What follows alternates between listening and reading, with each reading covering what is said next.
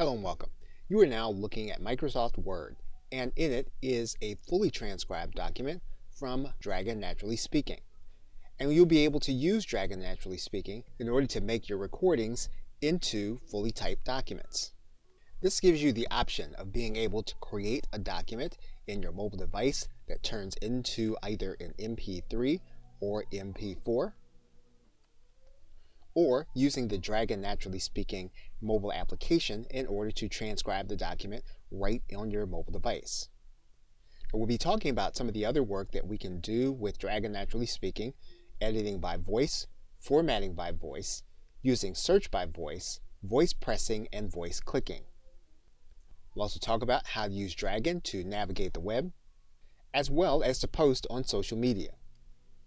So we'll start the course by working with other speakers using our Dragon, especially since we now know that we can use Dragon for transcribing recording. So we will discuss the issues surrounding using your Dragon in that way.